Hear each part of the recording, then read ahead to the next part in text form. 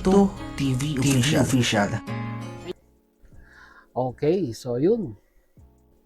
Inyo at mga kabagis, this is Jubilito TV Official at ito na naman po muli ang isang edisyon po ng ating reaction video mga kalingap at kabagis, no? And for today's reaction video, huwag na natin patagalin, no? Kitang-kita naman po sa ating thumbnail, di ba? Na gusto kong isipin talaga na scripted lang po ang lahat dito po sa part 97, mga kalingap at kabagis. Sa mga nakapanood po, alam ko po talagang medyo nakaramdam po kayo. Hindi pala medyo, tanggalin na natin yung medyo. Talagang nalungkot po kayo doon po sa mga salitang binitawan ni Beyonce habang sila po ay nag-uusap ni Kalingap Edu, mga kalingap at kabagis. Di ba? Hindi mo expected na si Beyonce ay makakapagbitiw ng mga ganong ikangay gusto niya munang ipatigil ang love team, no? Sa kadahilanan nga daw po na ultimo yung pamilya ay naapektuhan na in regards sa mga bashing, no? Dahil alam mo po natin itong mga nakaraan ay talagang naging usap-usapan din po, no? Ang mga magulang ni Beyonce ng mga bashers, no? Parang taliwas ito, mga kalingap at kabagis. Ito'y aking kwan lamang po, no? Ito'y aking analyzation lamang po doon po sa part 97 na in-upload po ni Kalingap Rab, no? Kumbaga aking haka-haka lamang po. Kumbaga aking hinihimay-himay yung mga facial expression, mga interpretation, yung mga conversation nitong dalawang ito sa part 97, no? Although hindi po tayo makakagamit ng video talaga dahil po it requires 48 hours, mga kalingap at kabagis, no, bago po pwedeng reactionan itong video upload. Ako'y magbibigay lamang po ng point of view, mga kalingap at kabagis, no, dito po sa part 97 ng EDC, no? Biruin nyo, mga kalingap at kabagis, sa unang part ng video, di ba, nung si Edu ay pumasok sa bahay, ay kitang-kita po ang kagalakan. Kumbaga parang na-miss nila yung isa't isa, no? Mga kalingap at kabagis. Doon po sa pagkakahiwalay ng matagal dahil it's almost a week na rin po na si Edu at ang Team Kalingap nung nagpunta nga po sa Hong Kong, mga kalingap at kabagis, ay hindi naman po nakasama ito pong si Beyonce. Talagang napansin ko po na may ngiti, no? May ngiting naramdaman si Beyonce nung nakita niya po si Edu. At very casual, no? Mga kalingap at kabagis, mga ka-EDC natin dyan. Very casual po yung kanilang naging pag-uusap. Habang ibinibigay ni Edu yung mga regalo ng mga supporters na ipinaabot sa Hong Kong nung sila po ay nandun, ay makikita po, no, yung kagalakan, no, ni Beyonce noong mga pagkakataon na yon. At nung si Kalingap Rab ay pumunta, no, doon po sa bahay ni Dr. Lab or sa tinutuluyang bahay ni Dr. Lab, at naikwento nga rin po ni Dr. Lab na talagang ang laki ng pagbabago, no, pagkatapos po nung birthday ni Kalingap Edu in regards po sa closeness nung dalawa. At naibulong pa nga ni Dr. Lab na ika nga ay lagi pong naihahatid or naihahatid na po ni Edu itong si Beyonce, mga kalingap at kabagis. At talagang sabi nga po, yung closeness ay nandoon, no, mga kalingap at kabagis. Then all of a sudden, pagbalik nila Kalingap Rab, ay parang nagbago po yung atmosphere, no, mga kalingap at kabagis. Nagbago po yung atmosphere, nagbago po yung aura ni Beyonce, na tipo bang parang may gustong pag-usapan, no? Na tanging si Edu lamang po at si Beyonce ang ika nga ay dapat munang mag-usap ng mga bagay-bagay na ito. Dahil ang paliwanag ni Beyonce ay nahihiya siyang sabihin kay Kalingap Rab.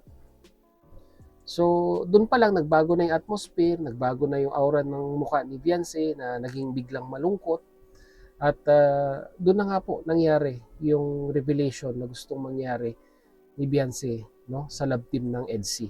No, na gusto niya nga po munang ipatigil, mga Kalingap at Kabagis, dahil nga po sa pambabash na rin po ng mga individual na hindi po gusto ang EDC. Yun lang naman eh. Pag nambabash ka, hindi mo gusto ang EDC. Ganun lang po kasimple yun, no? Mga Kalingap at Kabagis. No? Although umaakma din naman po yung mga sagot ni Kalingap Edu na ika nga ay kung yun po yung gusto ni Beyonce ay, di ba, igagalang niya, no? Kung ano man yung gusto niya mangyari. At natapos po ang vlog na, di ba, may malaking katanungan pa rin po sa mga supporters ng EDC, mga Kalingap at Kabagis. Di ba? Ang katanungan ay, di ba, ito na po ba ang huling vlog ng EDC?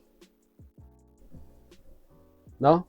Although hindi naman po totally tinutuldukan ni Beyonce ang love team na ito. Kumbaga parang gusto niya muna sigurong ipahinga, no, ang kanyang sarili sa social media. Lalong-lalo na, syempre po, ay iniiwasan niya rin po, no, na ika nga ay mabash na naman po yung kanyang mga magulang. Kaya nga po nakita ninyo sa thumbnail ko na gusto ko pong isipin na scripted po ang lahat. Bakit po?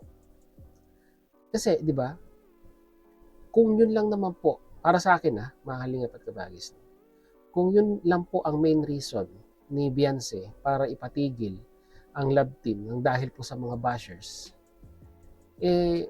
ano ang assurance natin na pag tinigil po ang EDC, ay titigil na rin po ang mga bashers? Di ba? Ang bashers, nandyan na yan. Parte na po ng pagiging isang public figure natin ang ika nga'y mabash tayo or i-criticize tayo sa mga bagay-bagay na nakikita nilang ginagawa po natin dito po sa social media. I think we need more deeper reason, no, mga Kalingap at Kabagis, para maipatigil po ang EDC. Dahil kung pambabash din lang po lang, di ba, ay para sa akin po, nandyan na yan. Normal na po yan sa pagiging isang content creator. Ang bashing or ang bashers, nandyan na po yan palagi. Hindi na po mawawala yan.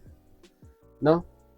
At kung meron man pong katotohanan talaga, at yun po yung talagang niloloob ng damdamin ni Beyonce sa mga bagay-bagay na ito, then irespeto na lang po natin, no? Kung ano po yung kagustuhan ng bata, para din po siguro sa protection ng kanyang pamilya, para sa katahimikan, hindi naman po siguro ang gusto niya mangyari, ay, di ba, sa mga supporters po, ay irespeto na lang po natin, no?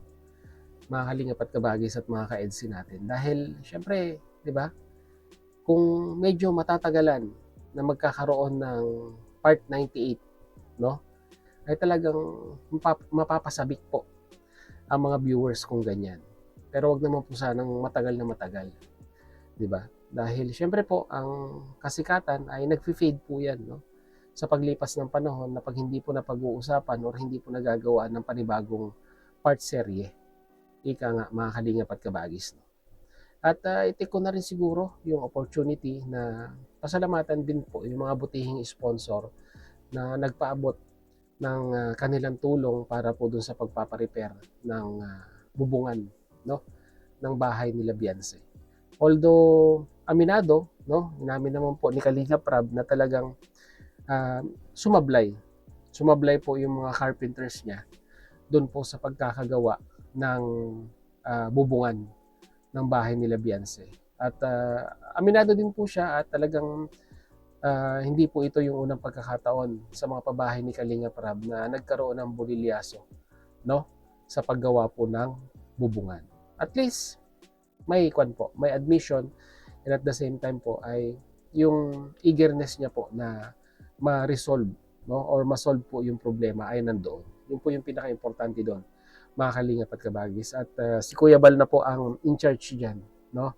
Para po may saayos na po yung problema yan dahil alam naman po natin na talagang entrada ng bagyo ang Camarines.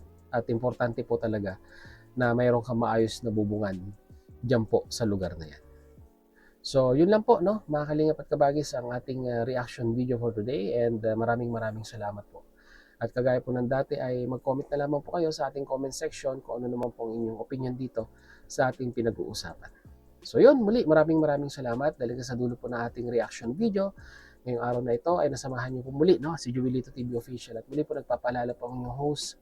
So mga hindi pa po nakasubscribe sa ating YouTube channel, yan, subscribe niyo na po, Joelito TV Official. At kung nagustuhan niyo po ang ating reaction video for today, mga Kalingap at Kabagis, paki-like and share na rin po. So yun, hanggang dito na lang. Once again, this is Joelito TV Official, proud member po ng Team Co-Os at ng Team Bios ng Kalingap. As I always say, mga Kalingap at Kabagis, peace, God first. God bless po. Bye-bye!